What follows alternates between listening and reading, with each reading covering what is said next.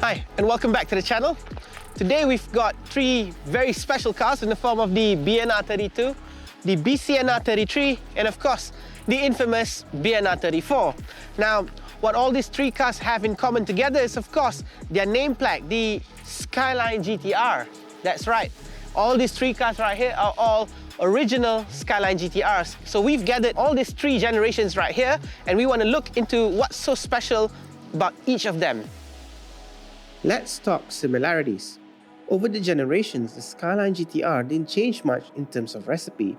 The things that made the GT-R's performance so great was technology and goodies like Atessa all-wheel drive system and high-cast four-wheel steering existed within all the generations, though with incremental refinements over the years to make the Skyline faster and more responsive on the drive. But of course, everyone knows that it was the heart that made the Skyline GT-R so special, and the legendary inline-6 twin-turbocharged RB26 engine always signified the DNA of a Skyline. Let's start with the Skyline BNR32. Now, this was Genesis.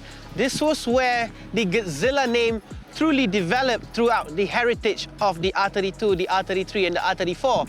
So in the early 90s, Nissan went racing with the Skyline R32, and on barters and on circuits like the JGTC series, this car was going up against cars like the Ferrari F40, the Porsche 993 GT2, which were circuit heroes, circuit legends. And this being a normal road-going sports car, jam-packed with a lot of technology, won all these races, which quickly, on the streets, garnered the name Godzilla.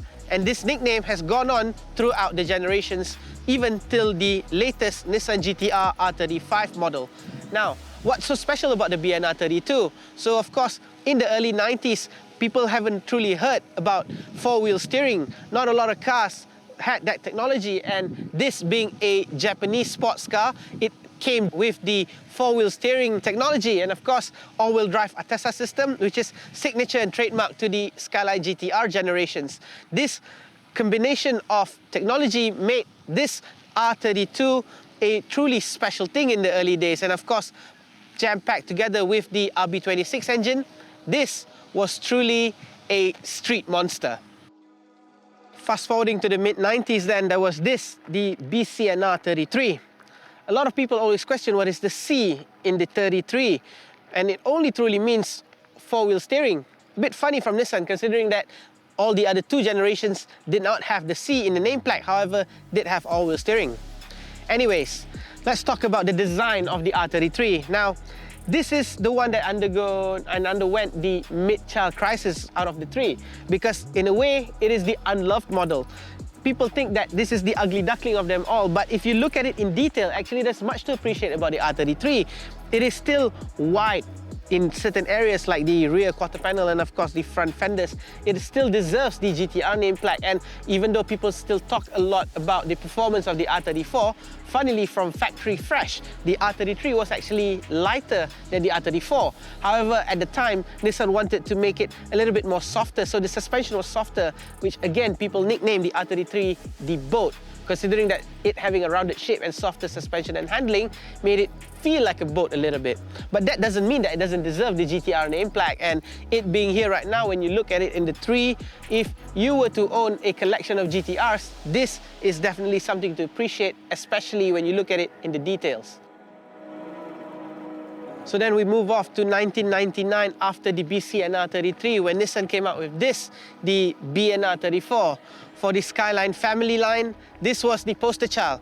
This was the kid that made it to Hollywood, because through a lot of screen time, this was the car that made it big. Now, funnily however, for the millennial generations, the R34 has a lot of presence, has a lot of connection with Fast and Furious and Paul Walker. I, however, personally feel that this thing means so much more than just the Hollywood presence. This is truly marking back to the heritage, homage, and the design language of the original Skyline GT-R, the Hakosuka GT-R from the late 60s. You can look at it in the shape, you can look at it through the rear quarter window, and of course the much boxier shape, retaining back to the original Skyline Hakusuka design language.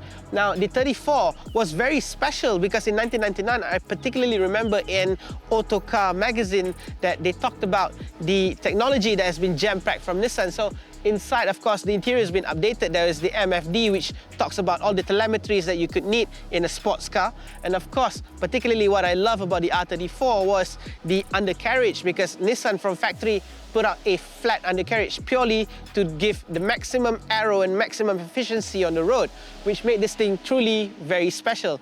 Underneath, of course, it's still got the RB26, which is rooting back early days from the R32, yet a lot of things have been updated through the engine, making it the more performance-oriented performance variant, and power from 270 horsepower around there has moved up to 320. And of course, for some of the generations, although rated output was 320, actually, when you put it up on the dyno, it was producing more like 400, 450, like the Z-Tune spec. And of course, over the generations, there are a lot of Nismo tuned engines, and where tuners have tuned and spent a lot of time with the RB26 developing over the years, making it 600-700 horsepower and making it absolutely competent on the track. Now, having all these three generations here, I think personally, if we were to talk about them, then people would immediately think about the R34. But personally, if you were to put these three together, I think the R32 has the most special place in the hearts of most Skyline owners and Skyline fans. As we dive along into the generations, we can attest that it wasn't just motorsport's pedigree and street cred that made the Skyline GT-Rs so desirable.